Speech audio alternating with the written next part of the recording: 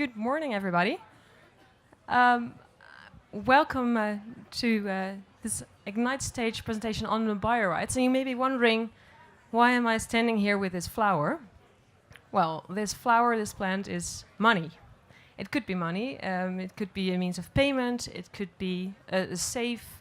It could be a safe deposit also for communities, and that's what I'm going to be talking about. The biorights approach, an integrated approach and an incentive mechanism for ecosystem and community-based disaster risk reduction.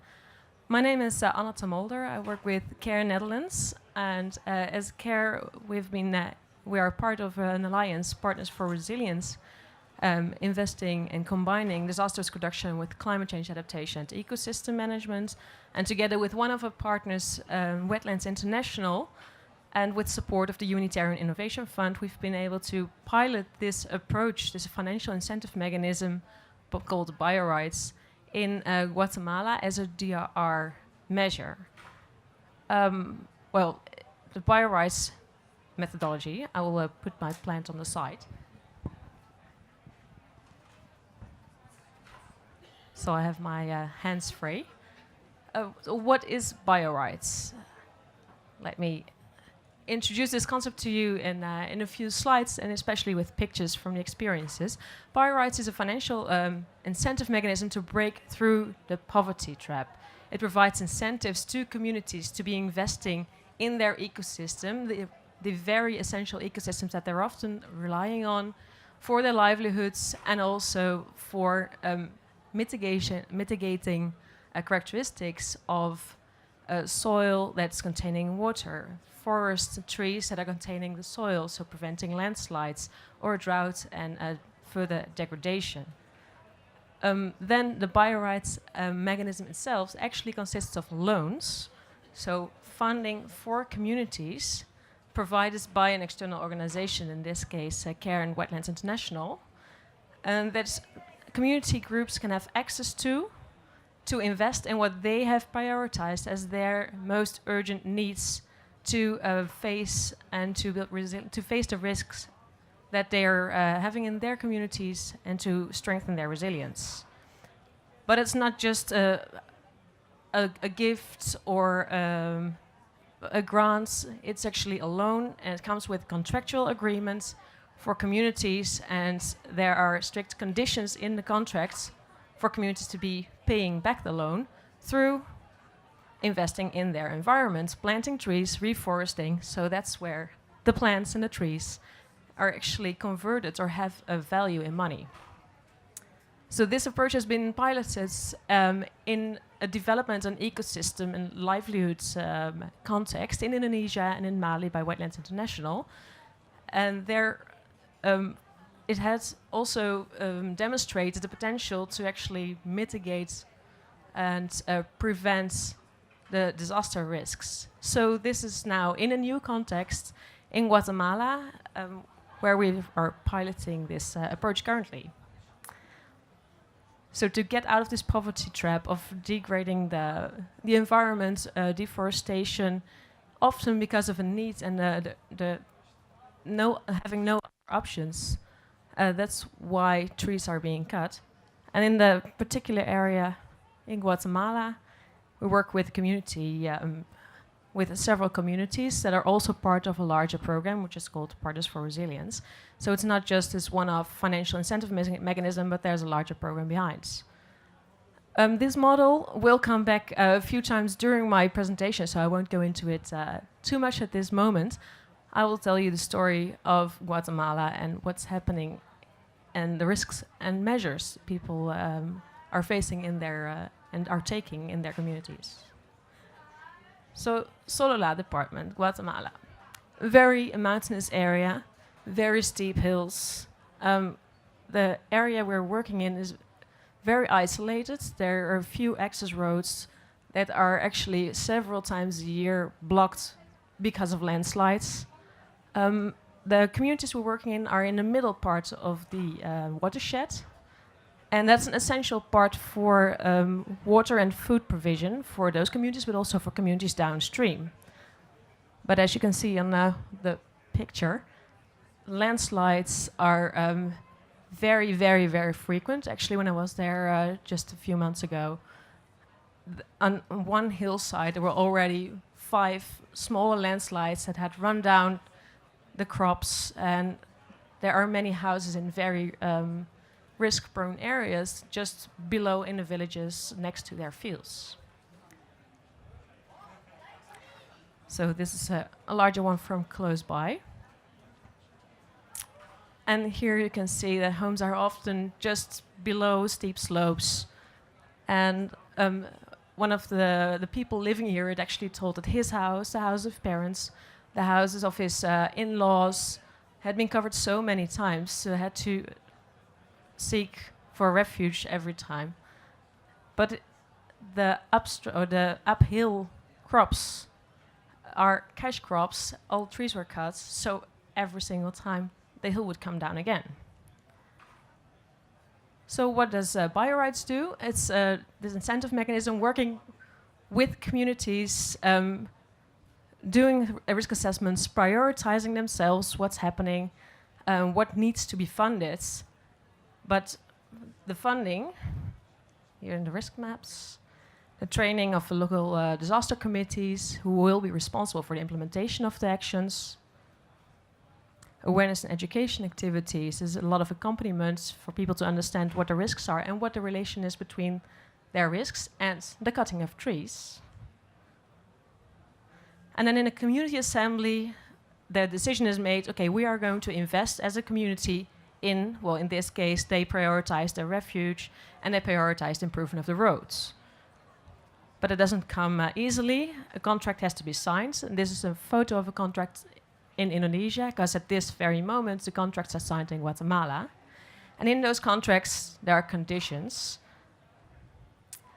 to implement the loans, DRR and livelihood activities, and to pay them back through ecosystem restoration. So this is a road that is covered various times in with dirt, by a landslide. So people start, as a payback mean, investing in slope stabilization, in soil conservation and making natural barriers, in reforestation. So in the contract, there's a certain number of trees, a certain amount of hectares that people will have to rehabilitate to be able to get the funds and invest in what they prioritized. So it's not automatic. So if the community jointly complies with the conditions from the contract, the grant or the loan is converted into a grant. If they don't, they have to pay back the money that they've invested in their prioritized DRR measures. And this is a very strong incentive for people to actually understand and to be investing in the rehabilitation of the environment, especially at critical points, especially near the homes that are at risk, near the new refuge center that they have financed with their funding. So it's not automatic, and this is a business approach which does help people to just overcome that barrier that they have and the lack of funds that they often have to invest in disaster risk reduction, while at the same time restoring the crucial elements of their ecosystem. So biorights is a financial incentive mechanism which enables the vulnerable communities to break through the poverty trap, to implement their priorities in disaster risk reduction, and to restore and manage the ecosystems that are crucial for their safety and for their livelihoods. It should be a complementary initiative linked to a longer-term other programming or initiatives together with municipalities, together with the forestry department, together with other stakeholders, and well monitored. And the focus is particularly on the poorest communities, because those often don't have the means and can't invest in larger important infrastructures or DR measures. And it should at all times be flexible and tailored to the local situation, with local communities respecting their culture, as has been done in Guatemala. So this is in very brief terms the biorights methodology. The methodology is also available online on the website of Wetlands International, wetlands.org/biorights, who have first piloted this. And there are also case studies to be found on the CARE Netherlands websites and Partners for Resilience websites as well. And there's, my colleague from Wetlands International has leaflets on the Partners for Resilience and the integrated approach on ecosystems, disasters, and climate change we're taking. And I just like to finish with a question to you, if there are any additional information needed, interests or doubts. Let's see, one hand over there.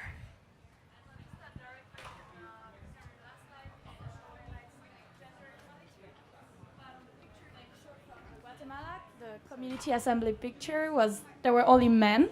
Yes. And usually that's how it happens. So do you have any mechanisms? Because if this is one of your objectives, then is it embedded in your practice? And another, just a follow-up question. You said that you have a certain quotas for reforestation, but I mean, maybe there is reforestation, but do you monitor actual deforestation? Because you can replant, I don't know, 10 hectares and then deforest 15. So like, and who does the monitoring? Do you empower the community members themselves to do it, or do you have to always sort of come in several times and do the monitoring like CARE or Wetland Internationals? I see very little time left, so I'll briefly respond on the gender equality points.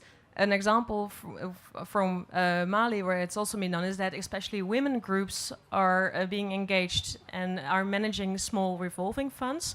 It's so if you would also invest in livelihood options and gain a little bit of income with that, it's particularly the women groups that in Mali have been engaged and in Guatemala are also engaging. But you're right, the community assembly is often men, you see that often, and that's also to be respected to some extent, but at the side working with women groups. And the monitoring at this moment is happening by our own organizations with the presence for a longer period of time in that region. But there's collaboration with the Forestry Institute, who actually have a national forestation program and are donating seedlings for trees. So the linking of communities and their mayors and municipalities with this Forestry Institute will allow for monitoring at a longer term. Thank you. Last but not least, please come to our side event at 2 o'clock, from 2 to 3 in the other building opposite. It's on ecosystems, resilience and DRR, where PEDR, the Partnership on Ecosystems and DRR, is presenting some evidence on the role of ecosystems to reduce the risk for disasters. Ecosystems as natural infrastructure. 2 o'clock. Okay. Thank you very much.